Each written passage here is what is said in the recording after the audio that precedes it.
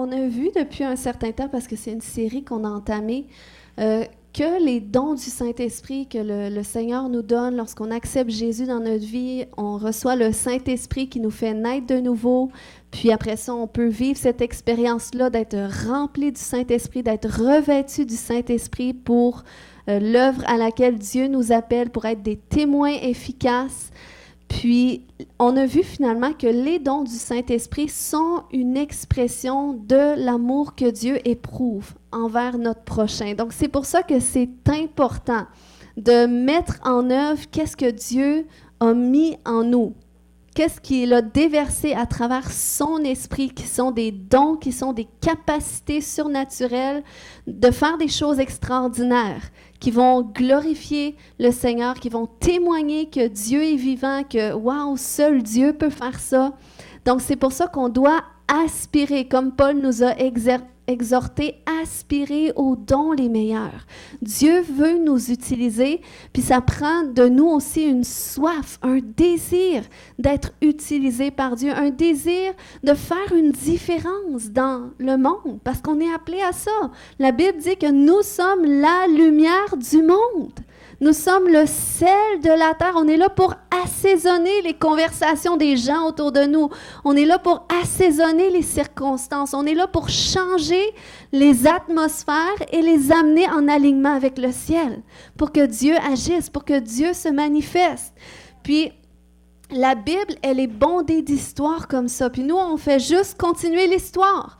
On n'essaye pas de réécrire qu'est-ce qui a déjà été écrit, mais on se sert de ça. Ça nous inspire pour nous montrer qu'est-ce qu'on peut faire, qu'est-ce que Dieu est capable de faire à travers de nous puis avec nous.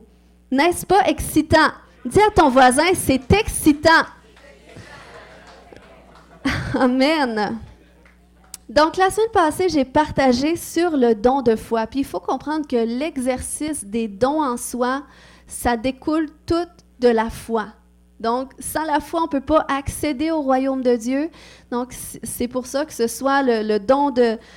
Je ne sais pas si je les avais mis pas loin, mais toute la liste des dons, que ce soit la parole de sagesse, parole de connaissance, la foi, la guérison, les miracles, les prophéties, discernement des esprits, le don des langues, l'interprétation des langues. Qui sait qu'on prie en langue? C'est par la foi. C'est par la foi qu'on commence à prier en langue la première fois, parce qu'on se dit, mais t'as peu, c'est peut-être moi qui invente puis qui dit n'importe quoi. Mais par la foi, on continue puis on découvre que, waouh, ça vient vraiment pas de moi, puis c'est vrai que ça produit un changement.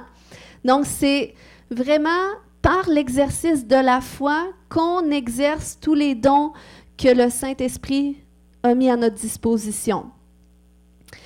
Maintenant, ce matin, on va regarder au don des miracles, mais d'une façon de réaliser, OK, que Dieu nous appelle à vivre un style de vie de foi. OK? Donc, si tu vis des épreuves, des défis, sache que c'est pas parce que Dieu est moins là, mais tu es vraiment appelé à vivre par la foi et non par la vue. Puis, c'est un défi, c'est pas facile, mais je veux juste que tu saches ce matin que tu as été conçu pour vivre par la foi. Donc, tu es capable d'avancer dans un style de vie de foi, un style de vie où est-ce que le Seigneur va produire des choses miraculeuses dans ta vie. Donc, c'est comme ça un peu que je vais amener mon enseignement ce matin. Mais juste avant, je vais quand même passer brièvement à travers tous les miracles que Jésus a parlé dans sa parole, que Jésus a produit plutôt dans les évangiles. On voit par exemple tous les miracles de guérison de maladies physiques et mentales que Jésus a opérés dans les évangiles. Puis là, je ne les lirai pas tous ce matin, mais vous pouvez peut-être prendre des photos si vous voulez, mais éventuellement, on passera à travers le don de guérison. Mais ce matin, parce que on voit aussi le don des miracles connecté au don de guérison. Donc, c'est pour ça qu'on dit que ces guérisons-là, eh bien, c'est des miracles qui ont été produits. Donc, ça, c'est toute la liste des miracles que Jésus a fait. On a une autre page aussi. Donc, Jésus guérissait tous les gens qui étaient malades, qui allaient vers lui. Puis quand on parle de maladie mentale, parfois, on parle aussi de délivrance, parce que la délivrance touche des fois aux maladies mentales. Des fois, tu as besoin qu'il y ait un démon qui soit chassé. Donc, Jésus a fait tous ces miracles-là, puis ça nous montre qu'est-ce qui est à notre portée de main. Ça nous montre que la volonté parfaite de Dieu, c'est de guérir, parce qu'il y a 3 catégories de miracles ce matin que je vais partager, puis c'est les miracles de guérison qui reviennent le plus. Donc, ça nous montre vraiment que c'est la volonté de Dieu. Tu peux passer à l'autre page. OK. Puis, par rapport aux miracles de guérison, OK, brièvement, là, la différence entre les deux, c'est qu'il faut savoir qu'une guérison que Dieu opère, un miracle, là, c'est instantané. C'est comme des vis qui disparaissent, des plaques qui disparaissent, un os qui est réparé, qui était fracturé. Ça, c'est des miracles qui sont visibles. Un pied qui rallonge. Tu sais, ça, c'est instantané. Tu le vois tout de suite. La personne le sent. Un aveugle qui voit, un sourd qui entend. Donc ça, c'est des miracles. C'est instantané, c'est visible. Tandis qu'une guérison que Dieu opère aussi, ça peut être graduel.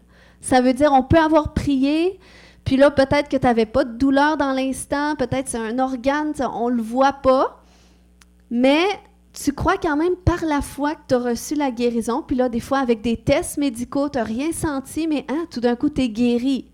Ou peut-être ça prend plusieurs fois qu'on prie pour ça, puis finalement, tu es guéri. Donc, c'est quand même une guérison que Dieu opère. C'est quand même une guérison miraculeuse, mais on ne le met pas dans la catégorie des miracles où est-ce que tu l'expérimentes tout de suite, c'est visible et manifeste. Donc, c'est ça la différence. Par rapport aux autres miracles, on voit les résurrections que Jésus a faites qui aimeraient être utilisées de Dieu pour ressusciter les morts. Amen. Le Seigneur nous appelle à ça et je crois que le Seigneur nous réserve aussi des opportunités comme ça où est-ce qu'il va témoigner sa grandeur. Puis même si on ne le voit pas, on ne l'a pas vu encore personnellement, je crois qu'on doit quand même aspirer à ça. On doit se préparer à ces choses-là. Ensuite, tu as les miracles de la maîtrise des forces de la nature. Donc, la tempête apaisée, Jésus qui marche sur les eaux, la multiplication de pain, donc des miracles de multiplication de ressources, de nourriture, la pièce de monnaie dans la bouche du poisson. Si tu es endetté, tu as besoin d'argent, tu ne sais pas comment tu vas finir ta fin de mois, tu peux aller voir dans la bouche de ton chat ou tu peux tout simplement croire que le Seigneur peut faire apparaître quelque chose dans ton compte de banque. C'est des choses qui se peuvent, qui sont à notre portée de main. Le figuier desséché. Des fois, on a besoin que certaines choses dans notre vie qui sèchent puis qui meurent. Tu sais, quand ça ne porte pas de fruits, quand tu luttes avec quelque chose et quelque chose qui revient tout le temps, à un moment donné, tu as besoin que ça sèche puis que ça meure. Ensuite, les pêches miraculeuses, l'abondance. Le Seigneur veut faire ça. L'eau changée en vin. Donc ça, c'est des miracles des maîtrises des forces de la nature. Puis on doit comprendre ce matin qu'un miracle, c'est souvent le résultat d'un acte inspiré qui est suivi d'une parole de foi déclarée qui va relâcher la puissance de Dieu pour l'opération du miracle.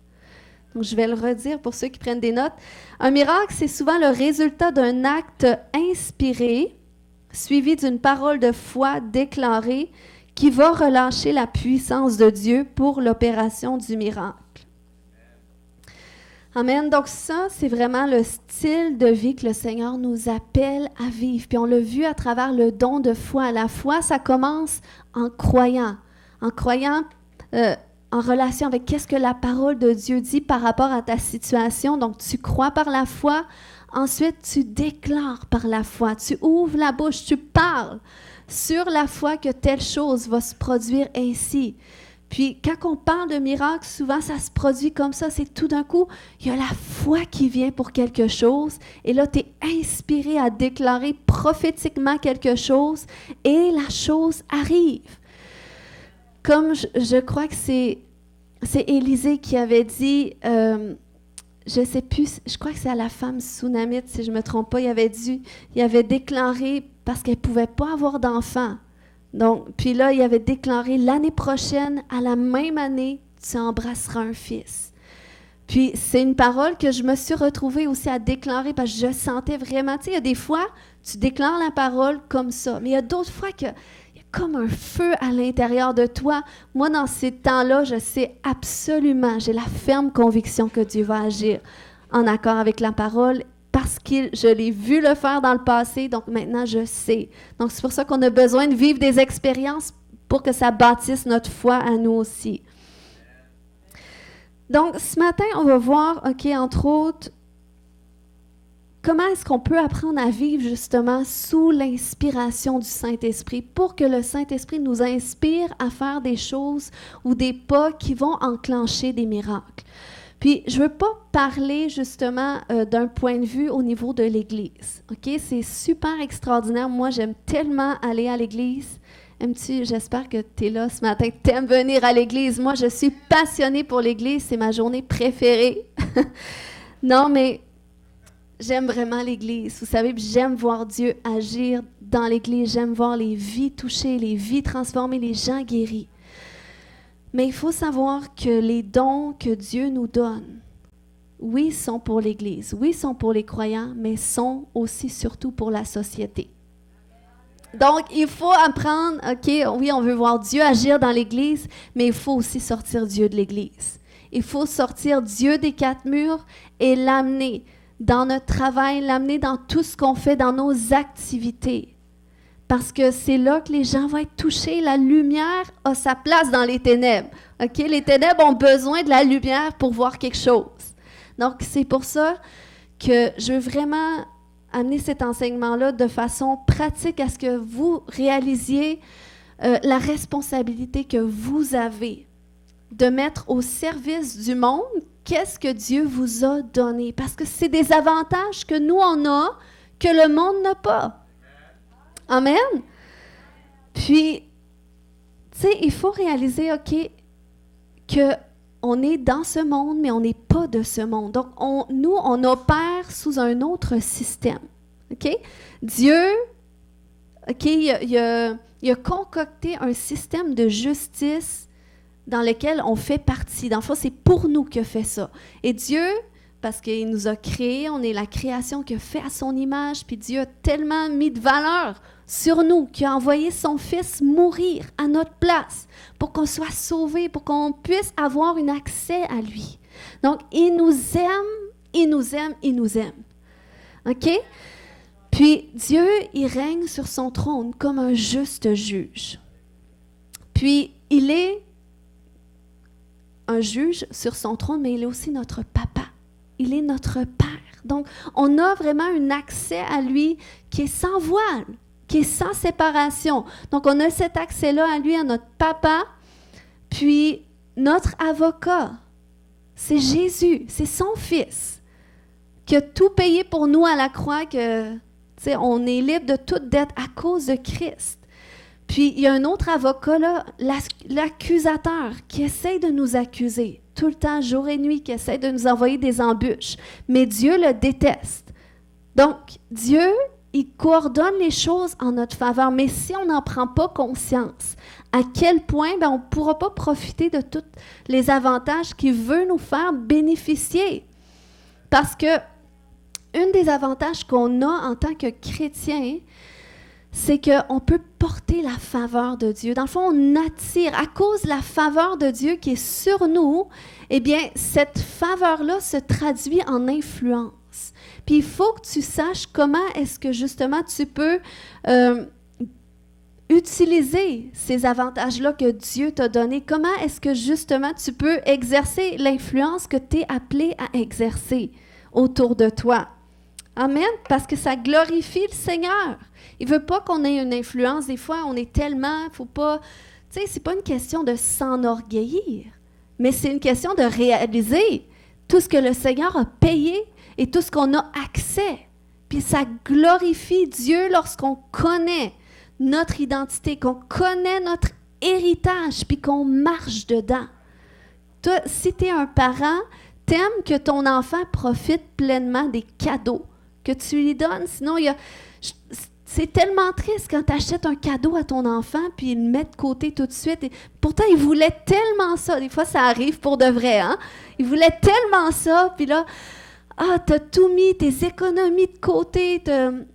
Puis là, finalement, tu lui donnes le cadeau, puis il le met de côté. Il n'est plus content. Ça nous attriste en tant que parents. Donc, Dieu, c'est pareil. Les dons du Saint-Esprit, c'est des cadeaux. Puis Dieu a pourvu tout un héritage de gloire pour nous, puis c'est sur la terre qu'on doit marcher dedans. OK, donc, pourquoi est-ce que c'est appelé à se manifester dans la société, notre influence? OK, il faut savoir là, que déjà, lorsqu'on lit la Bible, là, il y a peu de gens, surtout dans l'Ancien Testament, mettons, il y a peu de gens qui avaient un ministère dans l'Église. OK? La plupart des gens, c'était à l'extérieur de l'Église. Bien, il n'y avait pas vraiment d'Église, mais ce n'était pas dans la maison de Dieu qui exerçaient vraiment leur impact, mais c'était dans la société. Si on prend juste l'exemple avec Abraham, Isaac et Jacob, la Bible nous montre que c'était des hommes qui possédaient beaucoup de richesses. Dans le fond, c'était des hommes qui avaient des entreprises. Il y avait des territoires, il y avait des animaux en abondance. Puis c'était des hommes influents. Donc, ils exerçaient une influence à travers leur travail. On voit que Daniel, par exemple, qui était un prophète dans la parole, puis qui était à l'époque où est-ce que le peuple d'Israël avait été déporté en Babylone, tout ça, eh bien, Daniel exerçait un rôle de consultant auprès du roi. Il conseillait le roi, il répondait aux besoins du roi, il agissait un peu comme un fonctionnaire. Donc ça, c'était le rôle de Daniel. On voit David aussi, qui était un politicien. C'était un roi, mais c'était un politicien. Lorsqu'on regarde un peu du point de vue d'aujourd'hui, c'est le titre qu'on lui aurait donné. C'était aussi un militaire. Josué, c'était un militaire. Donc, vous voyez, c'était des hommes de Dieu puissants. Des hommes de Dieu qui ont exercé une influence extraordinaire dans leur génération, à un point que ça fait partie de notre parole aujourd'hui, à un point que de génération en génération, ils ont laissé une trace. Bien, ces hommes-là, leur influence s'exerçait dans la société. Donc, est-ce qu'on peut prendre conscience de qu'est-ce qu'on porte en nous, qui n'est pas petit du tout? On porte Dieu en nous, le Dieu qui, tu sais, des fois, on aime ça, être ensemble en tant que croyants, puis je trouve que c'est tellement important, la communauté chrétienne. Mais on doit vraiment apprendre à amener tout ce qu'on reçoit ici, dehors. On doit apprendre à dire, Seigneur, qu'est-ce que tu veux que je fasse avec qu'est-ce que tu m'as donné? Parce qu'on a vraiment une responsabilité. Tu sais, mon appel, c'est pas juste de prêcher devant vous. Puis le Seigneur m'a vraiment fait prendre conscience de ça depuis quelques mois, de réaliser que ça serait facile pour moi de me cacher derrière mon micro, de dire, oh, c'est mon appel. Seigneur, je n'ai pas besoin d'évangéliser, je n'ai pas besoin de faire de différence. Moi, je suis appelée pour l'Église, mais non. Le Seigneur m'a dit, je t'ai donné des dons que je veux que tu mettes aussi en œuvre dans la société. Et ça, c'est ma responsabilité. Donc, on a tous une responsabilité. C'est un peu pour ça que je m'implique à l'école de mes enfants. C'est pas parce que ça me tente ou c'est pas parce que j'ai du temps, mais c'est parce que je sens que Dieu veut que je le fasse. Puis quand tu fais qu'est-ce que Dieu veut que tu fasses, il te donne le temps pour faire tes autres choses aussi. Amen. Il faut être proactif. Donc, je veux parler de 3 avantages ce matin. Je ne sais pas si je vais passer à travers les 3. On va voir comment ça va. Mais premièrement, un avantage qu'on a, c'est notre communion avec Dieu. OK? Ça semble simple, dit comme ça, mais c'est quelque chose de très gros. Le fait qu'on a une communion, un accès à Dieu. Parce que on sait que dans la vie, il y a des gens qui sont très doués. Il y a des gens qui sont très intelligents. Puis c'est super parce que Dieu a aussi donné des capacités à chaque être humain. Juste dans notre âme, avec notre esprit, tu sais, la logique, cette capacité de pouvoir penser à des choses, de pouvoir même créer des choses, concevoir des choses dans nos pensées. Donc, chaque être humain a reçu cela. Sauf que c'est seulement ceux qui ont donné leur vie à Jésus, seulement ceux qui ont cette relation avec Dieu, qui ont accès à lui. Donc, tu peux être super intelligent dans ce monde, avoir mis sur pied des choses extraordinaires. Mais ces gens-là n'ont pas l'avantage que nous avons d'avoir une connexion directe avec Dieu. Ça veut dire que nous, en tant qu'enfants de Dieu, on a un accès qui est supérieur, où est-ce qu'on peut débloquer justement des idées qui vont être supérieures aux idées que peut-être les gens autour de toi vont avoir. On a accès à une créativité qui est supérieure. Le Seigneur nous donne accès à des grâces spéciales. Et ça, on doit le comprendre même quand tu es à l'école. Quand tu es à l'école, peut-être tes amis à l'école sont super bons, puis ils ont de la facilité, mais il faut que tu apprennes à remettre à Dieu qu'est-ce que tu dois faire. Il faut que tu apprennes justement à dire, Seigneur, là, j'ai de la misère, eh bien, il faut que tu me donnes l'intelligence que j'ai besoin, la compréhension, cette capacité de pouvoir retenir. Et on doit utiliser ça, puis parfois, il faut le demander à Dieu, parce que ce n'est pas automatique. Mais si tu es à cet endroit où est-ce que tu es dans ton travail, puis tu cherches à être attentif à Dieu, tu cherches à dire à Dieu, Seigneur, OK, on a tel besoin dans mon travail, on a tel problème ou il y a telle situation, qu'est-ce que toi t'en penses? Peut-être que tout le monde autour de toi a des idées, mais il faut que tu apprennes à mettre Dieu au centre de tout ça. Puis peut-être qu'il va te donner une direction, peut-être qu'il va débloquer une direction peut-être c'est une personne d'autre qui va dire « Ah, je sais quoi faire ». Mais c'est à cause de ta prière, c'est à cause que toi, tu as demandé l'intervention de Dieu. Et Dieu, ça l'intéresse. Toutes les structures terrestres, Dieu, il veut dire son mot lui aussi. Il veut amener toutes choses en alignement avec sa volonté. Puis les structures humaines de travail, l'économie, la politique, les médias, la famille, l'éducation, tout ça, ça l'intéresse Dieu. Dieu n'est pas juste intéressé à l'église le dimanche. Mais Dieu est intéressé à tous les jours dans tout ce que tu fais. Puis il veut amener la prospérité, il veut débloquer des choses surnaturelles, il veut débloquer des percées, il veut que l'entreprise où est-ce que tu travailles prospère. Puis parfois la prospérité, ça va t'amener justement la prospérité dans ton entreprise, ça peut te faire débloquer des promotions pour toi ou des postes. Puis quand tu es un bon intendant, que tu invites Dieu dans ce que tu fais, Seigneur, tu penses quoi de cette situation-là que je dois résoudre? Tu sais, peut-être que toi, tu es capable seul, mais invite Dieu, puis tu vas voir, c'est comme, il y a un fardeau qui va partir, que tu portes peut-être, parce qu'il y en a qui sont très stressés, il y en a qui ont des travails super stressants. Puis, il faut que tu apprennes à déposer ces fardeaux-là qui te stressent sur le Seigneur pour que toi, tu puisses avancer léger, puis être attentif à qu'est-ce que Dieu, comment est-ce qu'il veut faire les choses. Est-ce que c'est clair ce matin?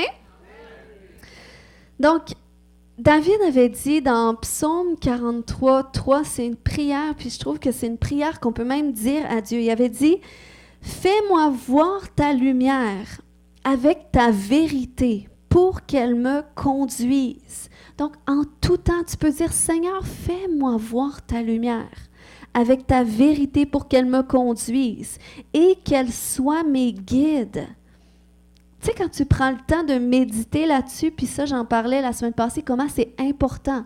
Quand tu lis la parole, tu vois, tu la connectes à ton cœur. Il dit qu'elle soit mes guides. Donc, moi, comment est-ce que je vois ça? C'est dans le fond, c'est comme si d'un côté, j'ai la lumière, de l'autre, j'ai la vérité, mais ils sont comme ensemble.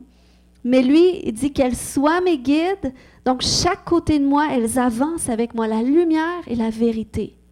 Donc, parce que j'ai une communion avec Dieu, eh bien, j'ai la lumière, j'ai la vérité qui sont là. Puis, tu sais, Jésus a dit qu'il nous enverrait un consolateur, le Saint-Esprit, OK? Puis qui nous conduirait dans toute la vérité. Donc, c'est ce que Dieu veut faire. Puis, il veut toujours que tu puisses avancer avec cette conscience-là que le Seigneur, il est intéressé, il est là avec toi, il est là dans ce que tu fais.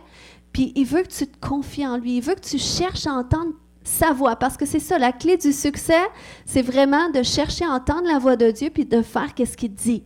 Puis, quand tu fais ça, tu vas prospérer. Assuré, à 100%. La Bible nous l'a montré. sûrement que vous avez des témoignages qui le montrent aussi, donc c'est suffisant pour le savoir. Si tu es à cet endroit, que tu sais que tu es où est-ce que tu dois être, peut-être c'est relax, ton travail, il ne se passe pas grand-chose, tu ne sais pas comment tu peux exercer une influence, mais peut-être le Seigneur t'appelle à faire autre chose. Je veux dire, pas changer de travail, mais peut-être entreprendre quelque chose de plus, où tu dois le demander à Dieu. Seigneur, où est-ce que tu m'appelles à exercer une influence dans la saison de ma vie? Où est-ce que je suis? Est-ce que je dois mettre sur pied quelque chose? Est-ce que je dois développer un passe-temps? Puis c'est à travers mon passe-temps que tu veux que j'exerce une influence sur les gens. Donc, tu dois chercher ça. Puis, c'est d'avoir en tête que Dieu est toujours avec toi. Puis Dieu, il veut se manifester. Puis des fois, il ne se manifeste pas toujours à travers un témoignage où est-ce que tu parles de Jésus. Mais c'est à travers ton travail que tu fais que là, ça va se traduire en excellence. Et c'est là que tu donnes un bon témoignage, ce qui fait en sorte que les gens, tu vas laisser une trace. Les gens se souviennent de toi, puis les gens veulent travailler avec toi. Ils veulent faire des affaires avec toi parce qu'ils voient que, wow, cette personne-là, comment est-ce qu'elle travaille? J'aime ça. Cette personne-là est organisée. Cette personne-là est vive d'esprit. Cette personne-là, à toutes les fois qu'on a un problème, il y a une solution qui vient. Cette personne-là, quand je suis dans sa présence, je sens la paix. Ça me fait du bien. Puis les gens ont besoin de la paix. Le monde ne connaît pas. Il n'y a pas accès à la paix que nous avons. Mais vous voyez, quand je parle d'influence, c'est aussi dans cette dimension-là. Donc, oui, un moment donné, j'ai écouté une histoire, je trouvais ça intéressant. C'est un homme que, lui, c'était un homme d'affaires, il avait un hôtel. Puis, son hôtel, dans le fond, était occupé à 70% de capacité. Puis là, il était à cet endroit où est-ce qu'il cherchait Dieu. Mais qu'est-ce qu'il peut faire de plus? Et des fois, promotion, oui, tu peux, mais des fois, le Seigneur veut nous inspirer d'autres idées, puis là, il en parle à un de ses amis que lui est pleinement avec le Seigneur, quelqu'un qui est prophétique.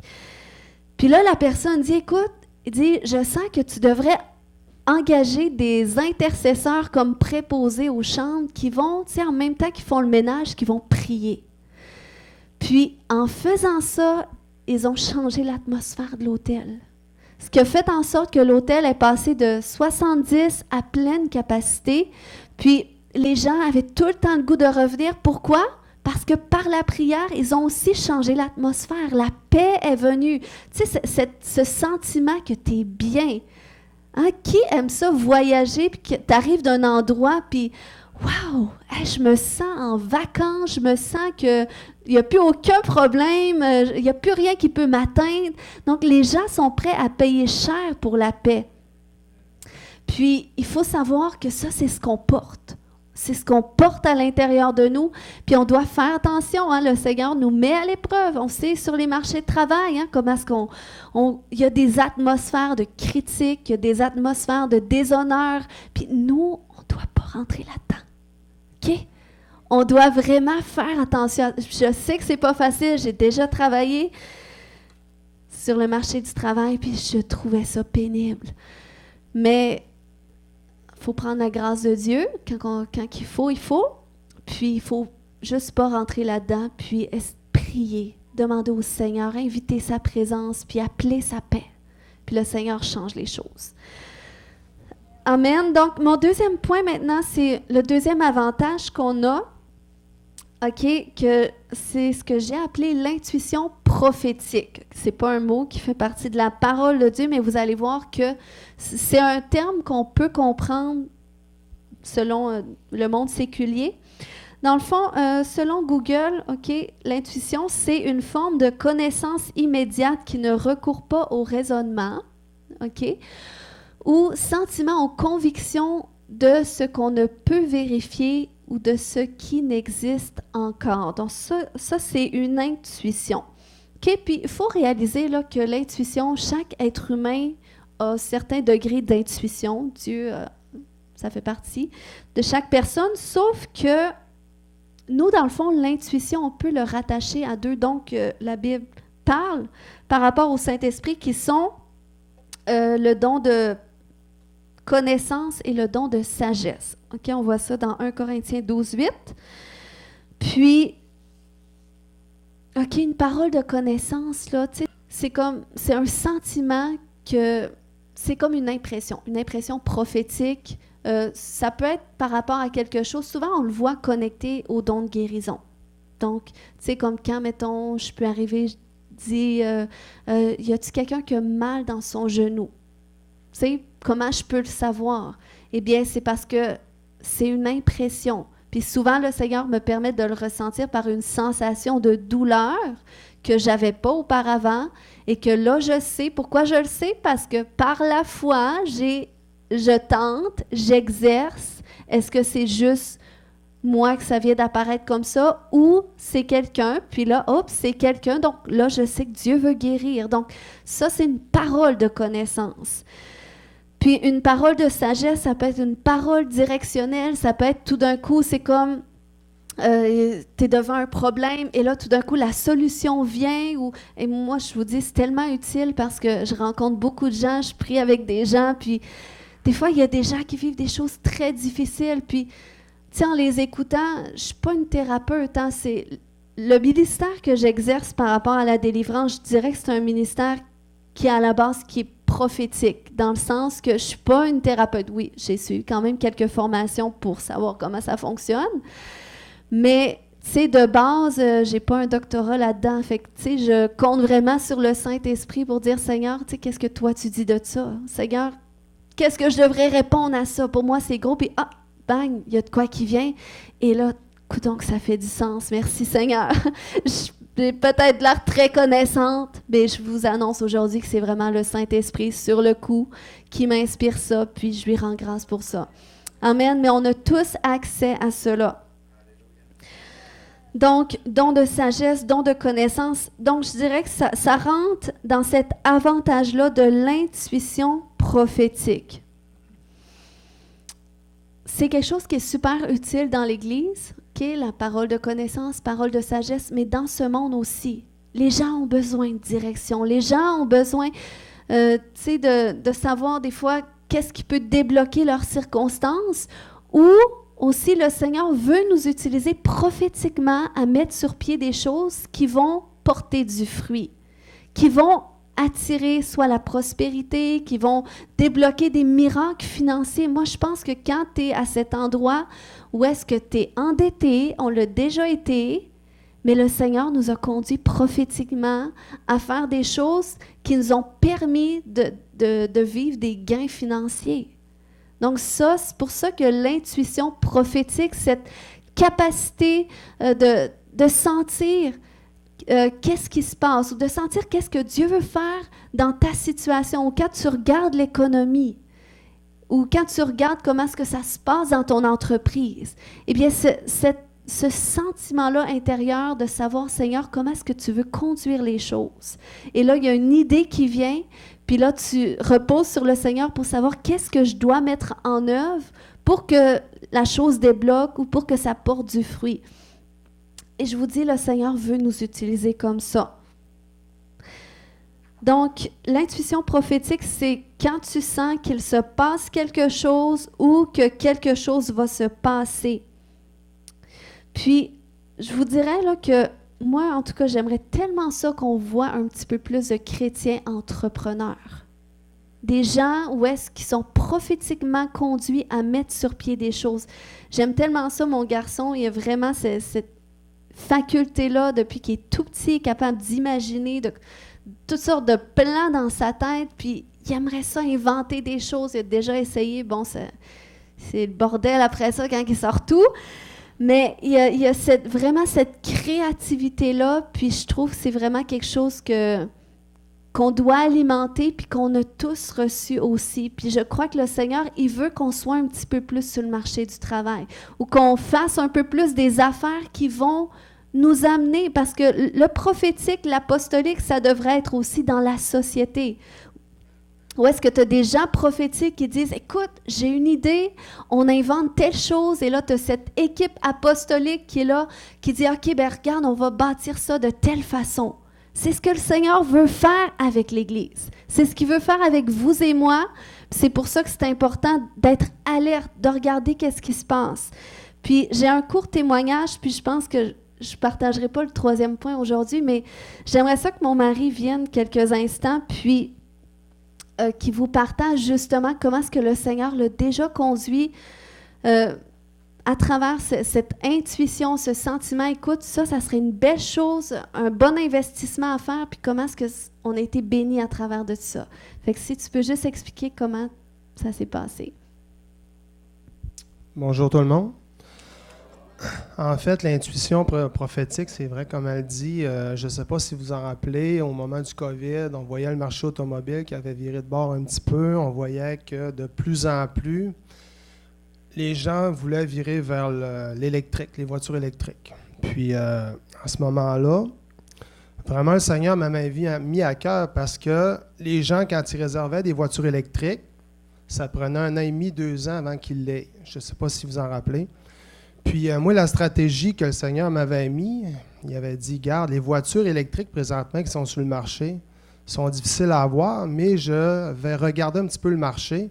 Puis je voyais qu'il y avait des, comment on appelle ça, d'autres, pas fournisseurs, mais d'autres, pas concessionnaires, mais des constructeurs qui s'aventuraient vers les voitures électriques et où ils étaient sur le point d'avoir une voiture électrique. Puis j'avais regardé du point de vue Toyota et Subaru, eux autres, ils avaient inventé une voiture électrique qui allait être sur le marché dans 6 mois après. Puis elle n'était pas inventée encore. Bien, elle était inventée, mais ils en parlaient un petit peu au niveau de l'actualité. Puis j'avais regardé ça un petit peu, puis j'ai commencé à aller voir les concessionnaires, puis à les écrire à distance, dire, tu sais, la Solterra, j'aimerais mettre mon nom, ou la BZ4X. Puis il dit, OK, je peux mettre ton nom, mais on ne prend pas encore les noms. Puis à un moment donné, 2-3 mois après, ils ont pris mon nom à 2 places. Puis 6 mois ou 8 mois après, ma voiture était prête. Puis je l'ai acheté, on l'a acheté ensemble. Puis c'était l'idée de leur vendre après tout de suite.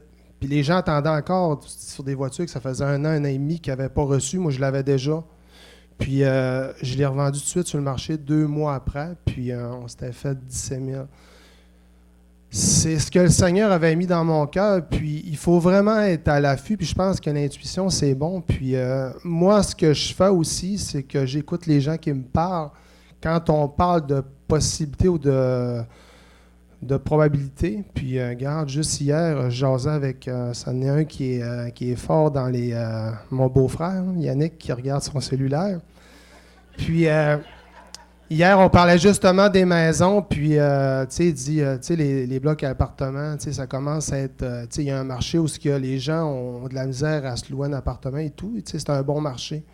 Puis, tu sais, j'écoute, puis je regarde, puis, tu sais, si le Seigneur me dit, vas-y, tu sais, mais, tu sais, je veux vraiment que la sagesse de Dieu soit là, puis justement, tantôt, on parlait de voitures, de scooters électriques, puis on disait qu'il y avait personne qui réparait, tu sais, des comment on dirait ça, tout ce qui est électrique, là, que ce soit des scooters, que ce soit des vélos, quoi que ce soit. Il y en a qui en procurent sur Amazon, quoi que ce soit, mais bien souvent, il n'y a personne qui en répare. Fait que si quelqu'un qui est en électrique, qui veut voir le futur, ben c'est une belle place à y aller. Puis cette personne-là va faire de l'argent, c'est clair, là, parce que ça s'en va vers là. Fait qu'il faut vraiment être sensible, puis je crois qu'avec Dieu, il y a des choses qui vont nous mettre à cœur d'avoir un bon leadership, justement, pour investir, puis, dans le fond, faire de l'argent, puis, justement, faire grandir l'Église, puis prospérer, parce que Dieu veut que vous soyez prospères. Amen? Amen. Merci, Jonathan. Mais tu sais, c'est vraiment des témoignages, là, quand je parle de multiplication, des fois... quand je fais des petits messages comme ça, ben ça, c'est le genre de témoignage qu'on expérimente. Puis, je crois vraiment que c'est ce que Dieu veut faire aussi avec vous. Peut-être pas dans les mêmes chemins, dans les mêmes choses, mais c'est d'être à cet endroit. Tu sais, la dernière fois, on a prié, tu sais, pour nos fardeaux, tu sais, que Seigneur, on te remet nos fardeaux, mais toi, tu sais, déverse en nous tes fardeaux, ceux que tu veux qu'on porte. Qu'est-ce que tu nous appelles à faire? Les fardeaux qui sont associés à nos appels, à qu'est-ce que tu nous demandes de faire maintenant? Puis, tu sais, à travers ces fardeaux-là, eh bien, on doit les traduire aussi. On doit traduire l'intuition derrière. Tu sais, qu'est-ce que tu veux faire avec ça? Qu'est-ce que tu m'appelles à faire? Quel pas? Puis, tu sais, des fois, tu n'as pas besoin de beaucoup. Mais c'est simplement, tu sais, tu donnes un peu, puis tu sais, tu récoltes beaucoup. Donc, c'est juste d'apprendre à faire les bonnes choses. Puis vraiment, regarde, c'est une promesse. Dieu a aussi dit, je crois, c'est dans Ésaïe 60 au verset 5, il dit « Tu tressailleras alors et tu te réjouiras et ton cœur bondira et se dilatera quand les richesses de la mer se tourneront vers toi, quand les trésors des nations viendront à toi. » Donc, c'est le temps que nous, l'Église de Jésus-Christ, qu'on réalise que le Dieu vivant habite en nous, qui a mis en nous son ADN, qui nous a donné des capacités de pouvoir voir au-delà de tout ce qu'on entend, de l'économie qui se passe en ce moment. Comme Jonathan a dit, soyons attentifs. Quels sont les bons coups? Puis le Seigneur, il veut nous conduire dans tout ça. Puis il veut nous appeler à faire des pas de foi. C'était par la foi. Tu sais, moi, j'ai laissé ce dossier-là entre les mains de mon mari, puis j'ai dit, j'avais confiance en lui. J'ai dit, OK, ben c'est toi qui as checké ça. Vas-y, puis ça a prospéré. Donc, c'est par la foi. Puis le Seigneur, des fois, il peut nous appeler à faire des pas de foi extrêmes. On vend tout, on donne tout. Mais, tu sais, le Seigneur aussi, il nous donne la sagesse quand même. Puis des fois, c'est des petits pas à la fois. Tu sais, tranquillement, tu calcules tes affaires. Puis des fois, tu peux recevoir une idée. Mais là, après ça, tu mesures, est-ce que ça vient de moi ou est-ce que ça vient de Dieu? Puis tu mesures avec qu'est-ce que tu entends autour de toi. Tu mesures avec qu'est-ce que les données disent. Qu'est-ce que l'actualité dit par rapport à ça? Puis ça te montre, OK, ben je crois que j'ai entendu de Dieu. Puis si tu as la paix dans ton cœur, mais go, vas-y, fais des pas comme ça. Puis c'est vraiment le style de vie que moi puis mon mari, on vit. Tu sais, avant que je sois pasteur à temps plein, au début de mon mariage, j'étais dessinatrice en bâtiment. Je travaillais dans une entreprise très bien réputée qui faisait des contrats internationaux. Puis mon mari, quand il m'a rencontré, il était content que j'aie ce travail-là.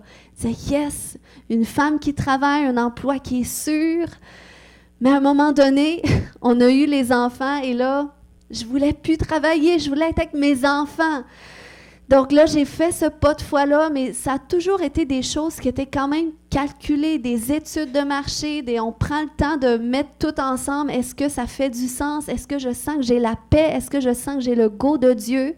Et si je l'avais, même si mon mari n'était pas d'accord, comme si lui sentait qu'on devait faire des choses, moi, je n'étais pas d'accord. Mais quand tu sens que c'est le go de Dieu, eh bien, le Seigneur vient confirmer aussi au cœur de ton époux, ton épouse. Puis, à un moment donné, j'ai tout lâché ça. J'ai ouvert une garderie. Puis, ça s'annonçait moins payant. Mais ça a été autant payant, finalement. On a été super bénis. Puis après ça, la transition de... Je sens que là, je dois être au ministère temps plein, puis plus avoir de garderie. Mais ça réduisait de beaucoup, beaucoup le salaire. Mais ça a été un pas de foi. Puis, à un moment donné, j'ai dit au Seigneur, j'avais pas un gros revenu. Je dis, Seigneur, je ne veux pas que ce soit mon mari qui est seulement une source de bénédiction financière, parce que ta parole dit qu'on est appelé à être prospère. Fait que j'ai commencé à faire cette prière-là à Dieu, je veux être une source de bénédiction pour mon mari. Puis c'est arrivé. Le Seigneur a mis en œuvre des choses qui ont fait en sorte, puis j'ai ouvert un compte juste pour ça, pour que mon mari voie comment est-ce que Dieu, surnaturellement, envoie les trésors, les richesses des nations dans un compte où est-ce que j'ai aucune entreprise associée, c'est simplement par la foi. Puis le Seigneur fait en sorte des fois que soit il y a un don qui vient ou en tout cas des éléments, ça peut être les livres que je vends. Puis à un moment donné, parce que c'est ça, on s'est fait un compte, moi puis mon mari, où est-ce que c'est tout l'argent que je reçois, mettons pour mon ministère, je mets ça là-dedans, puis c'est pas beaucoup d'argent. Mais je voulais qu'on se fasse un compte pour ça, que ce soit aussi notre compte, que quand on veut bénir, tu sais, qu'on sent qu'on doit faire une offrande à quelqu'un, puis tout ça. Puis, en tout cas, à un moment donné, j'ai vraiment eu des grosses offrandes suite à des délivrances et tout. Puis là, j'avais à cœur de les donner. Tu sais, je dis à mon mari, tu sais, moi, je suis toujours prête à donner, mais j'aime que mon mari soit sage. Il est très sage avec l'argent. Puis, tu sais... En tout cas, tu sais, finalement, je n'avais pas parlé que j'allais le semer. Mais j'avais cette pensée-là, puis là, Dieu met dans mon cœur, ramasse l'argent, parce que ça va te servir pour un voyage, pour le ministère. Et là, par la foi, il faut apprendre. C'est la clé du succès. Seigneur, qu'est-ce que je fais avec ça? Seigneur, j'ai ça entre mes mains, qu'est-ce que je fais? Attends, vas-y, va dans cette direction-là. Et le Seigneur a ouvert une porte, puis bientôt, il y a un voyage qui va se produire aussi, que c'est vraiment une autre bénédiction aussi, qui est issue de ce style de vie, de foi. On apprend à vivre par la foi, à vivre en étant conduit par Dieu. Vous êtes tous dans une saison spécifique de votre vie. Dieu vous a donné des dons, des capacités qui veulent se traduire en influence chez les gens autour de vous. Puis le Seigneur, il y a des opportunités qu'il veut ouvrir pour vous, pour que vous soyez bénis, puis que vous soyez une source de bénédiction. Puis vous savez, on n'est pas toujours tout de suite béni. Joseph n'était pas béni au départ. Joseph a été esclave au début. Il en a arraché un peu. Je dis un peu parce qu'il était quand même bien, parce que Dieu a finalement quand même pourvu à prendre soin de lui, mais il n'y avait rien pour lui. Il n'y avait aucun bénéfice personnel. Mais il était dans cette saison-là de donner pour les autres, d'être une bénédiction pour les autres, puis Dieu faisait en sorte que les autres soient bénis. Donc, il était une source de bénédiction sans être béni. Et ça fait partie des saisons de Dieu. Et ça, on doit accepter aussi. Tu sais, il y a des saisons qu'on a arrachées, il y a des saisons, ça fait partie des saisons dans lesquelles on peut être. Mais le Seigneur nous teste à voir, est-ce qu'on est plus attaché aux dons, aux richesses, à l'héritage, ou est-ce qu'en premier lieu, qu'est-ce qui nous rattache, c'est notre communion avec Dieu? Tout ce qu'on veut, c'est marcher avec Dieu. Tout ce qu'on veut, c'est voir Dieu agir, c'est que Dieu se glorifie, puis que les gens soient touchés par lui, que les gens soient sauvés. C'est ça le but de ces messages-là. Amen? Donc, je vais arrêter cela ce matin parce que je veux qu'on prenne vraiment le temps aussi pour nos baptisés tantôt. Mais est-ce qu'on peut se lever tout le monde ensemble? On va prier ce matin. Est-ce qu'il y a des gens qui n'ont jamais donné toute leur vie à Jésus?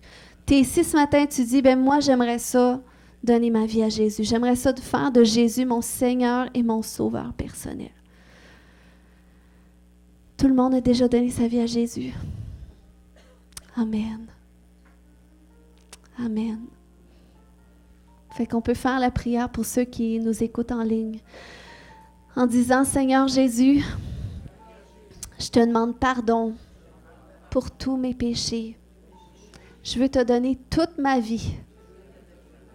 Je t'accepte aujourd'hui comme Seigneur et comme Sauveur personnel. Amen. Amen. On va prier ce matin par rapport à ce message que j'ai amené. Je ne sais pas quels sont les défis que vous vivez, les difficultés.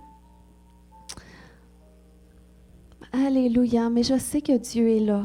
Quel que soit ce que vous vivez, Dieu est là au centre. Puis, il veut intervenir dans votre situation. Des fois, il veut simplement vous donner la grâce de continuer d'avancer, mais des fois aussi, il veut faire une percée. Alléluia, il veut faire des miracles.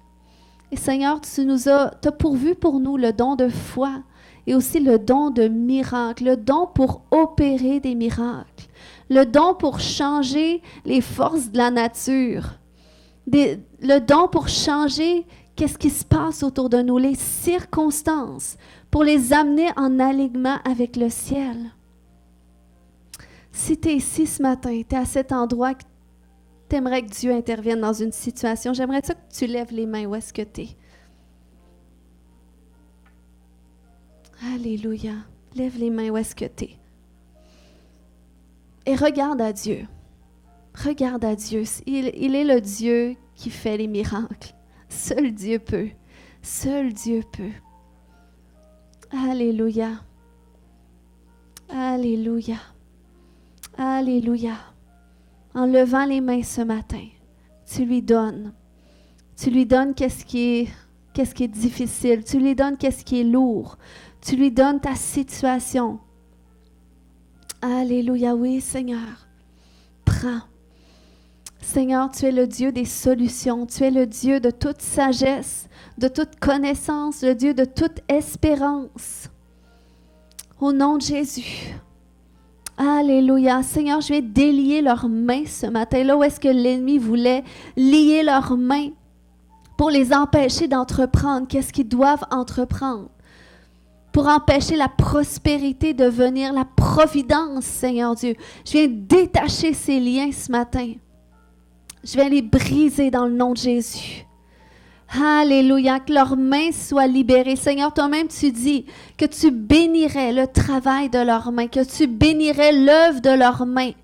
Donc, dans le nom de Jésus, tout ce qui liait vos mains, au nom de Jésus, je le brise maintenant par la puissance du Saint-Esprit. Je brise toute forme d'esclavage, toute forme de limitation même intérieure, toute forme d'incrédulité. Peut-être que dans le passé, vous avez été déçus, blessés. Mais ce matin, c'est le temps de pardonner. C'est le temps même de dire à Dieu, je te pardonne. Des fois, ça arrive qu'on peut dire ça parce qu'on en veut à Dieu. Seigneur, je te pardonne, mais je te demande pardon aussi. Alléluia, oui, Seigneur. Seigneur, tu veux délier nos mains, puis tu veux délier nos cœurs aussi.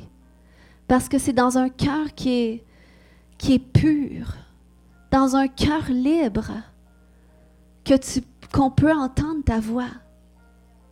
Qu'on peut, Seigneur Dieu, découvrir ces chemins que tu as tracés en nous. Alléluia. Oh Seigneur, je prie, Papa, que tu ouvres les yeux de tes enfants ce matin, afin qu'ils voient ces chemins que tu as tracés pour eux. Et dans ces chemins-là, il y a des chemins que tu dois prendre en ce moment, qui se situent vers ta percée, vers le changement de ta circonstance.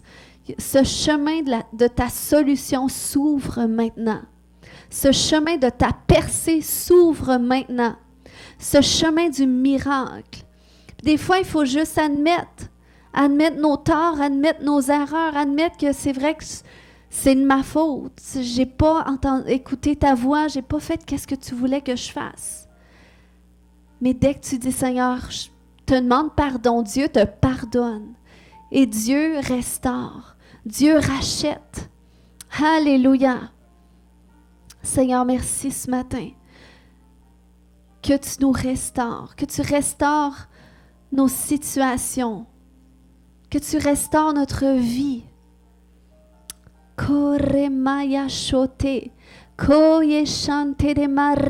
Seigneur, ce matin, j'ai relâché sur tes enfants ce don pour opérer des miracles. Je vais relâcher cette grâce, Seigneur Dieu. Alléluia, oui, Seigneur Dieu, cette capacité, cette intuition prophétique. Je prie, Seigneur Dieu, qu'elle se déploie dans tes enfants. Que l'intuition prophétique, alléluia, qu'est-ce que tu veux qu'ils fassent, Seigneur Dieu? Oh oui, Seigneur, merci que tu déposes tes fardeaux sur leur cœur, Seigneur Dieu.